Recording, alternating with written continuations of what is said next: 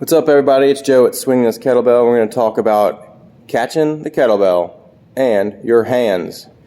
This is one of the toughest weeks that I've done volume-wise, and my hands aren't terrible. If you notice right through here. Now, my left, this is my dominant hand, so it's definitely going to be better. Now, you can see my non-dominant hand, which I kind of destroyed on the outside.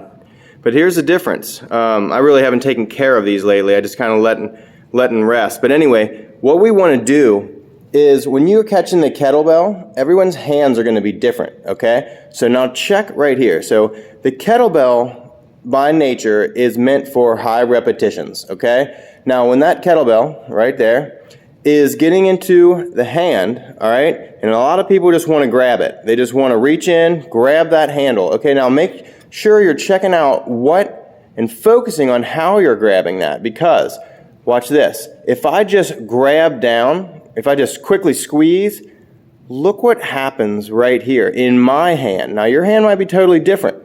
I got a meatier hand, and when I fold quickly, if I just squeeze, this palm skin kind of bunches up, okay?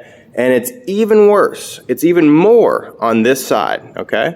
It's just different, all right? So anyway, we have to work with what we have. So when we're getting ready to catch that kettlebell and it's coming from above to down, what I first do is bend the fingers, okay? I try to keep this skin taut as much as I can. So I hook the fingers, and then I keep that right there. Once I grab the handle, jumps to here. So if I have the kettlebell overhead right here and I drop it down, I'm trying to bypass rubbing this area, or at least bunching up that area, because look what happens.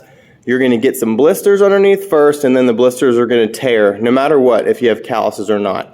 So once the kettlebell's handle is here, I'm going to pull this hand back, drop that bell down, catch with the fingers, and then I'm going to wrap, okay?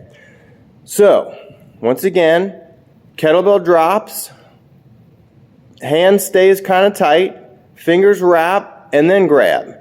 And if for extra, if you want to, you can wrap that thumb around the ring finger, the pointer finger, middle finger, both, whatever feels good for you. But get that extra wrap, okay? So you're creating a cinch lock by locking onto your fingernails.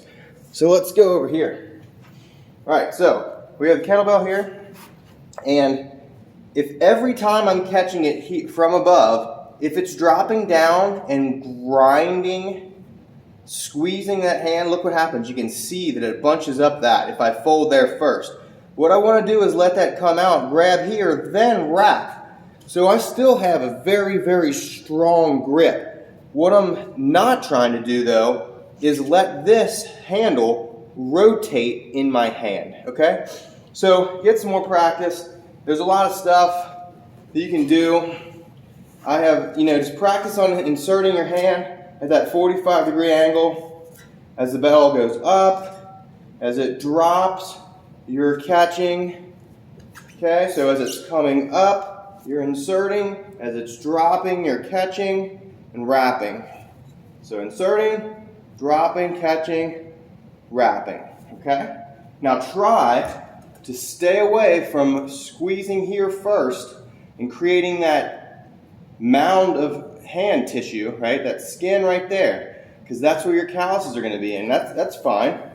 But anyway, check it out, try to focus on it, and see if your hands can get a little bit better. You can last a little bit longer with your kettlebell.